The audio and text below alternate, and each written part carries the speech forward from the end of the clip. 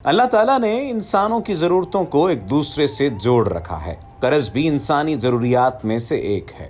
دیگر تمام اہم انسانی معاملات کی طرح قرض کے احکام و آداب بھی اسلامی شریعت میں تفصیل سے بیان کیے گئے ہیں۔ اس معاملے کی اہمیت کا اندازہ اس بات سے لگایا جا سکتا ہے کہ قرآن کریم کی سب سے بڑی آیت قرض کے لین دین کے ہی احکام و آداب کے بارے میں نازل ہوئی ہے۔ قرآن و حدیث میں محتاج لوگوں کی مدد کرنے کی ترغیب آئی ہے۔ سورہ حج میں ارشاد باری تعالیٰ ہے، بھلائی کے کام کرو تاکہ تم کامیاب ہو جاؤ۔ رسول اللہ صلی اللہ علیہ وآلہ وسلم نے ارشاد فرمایا، اگر کوئی مسلمان کسی مسلمان کو 2 مرتبہ قرضہ دیتا ہے تو ایک بار صدقہ ہوتا ہے۔ اس سلسلے میں سب سے پہلی بات تو یہ ذہن نشین کر لینی چاہیے کہ دین بغیر کسی مجبوری کے قرض لینے کو اچھا نہیں سمجھتا، لہٰذا جب کوئی معقول اور جائز ضرورت قرض لیے بغیر پوری نہ ہو رہی ہو تب ہی قرض لینا چاہیے۔ یہ یاد رکھنا بھی ضروری ہے کہ شدید مجبوری میں بھی سود پر قرض لینے کی قطعاً اجازت نہیں ہے۔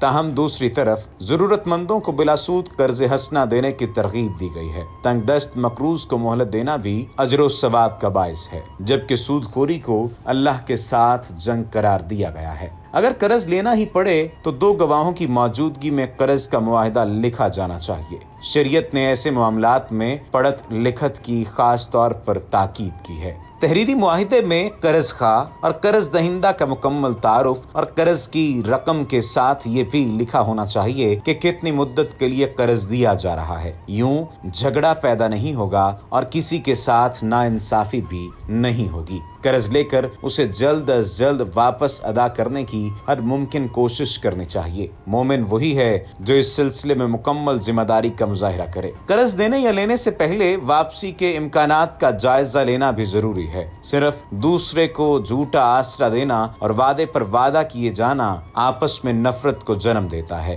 اگر واپسی کا بظاہر کوئی امکان نہ ہو تو قرض دہندہ سے واضح طور پر کہہ دینا چاہیے کہ میری مالی حالت یہ ہے، تاکہ وہ سوچ سمجھ کر قرض دینے کا فیصلہ کرے۔ شریعت نے قرض دینے والے کے مال کے تحفظ کے لیے مقروض سے کوئی چیز لے کر گروی رکھنے کی بھی اجازت دی ہے۔ یاد رکھیے، رسول اللہ صلی اللہ علیہ وآلہ وسلم نے ارشاد فرمایا، اللہ تعالیٰ شہید کے تمام گناہوں کو معاف کر دیتا ہے مگر کسی کا قرضہ معاف نہیں کرتا۔ اسی طرح ایک اور جگہ ارشاد فرمایا، اگر کوئی شخص اس نیت سے قرض لیتا ہے کہ وہ اس کو بعد میں ادا نہیں کرے گا تو وہ چور کی حیثیت سے اللہ تعالیٰ کے سامنے پیش کیا جائے گا۔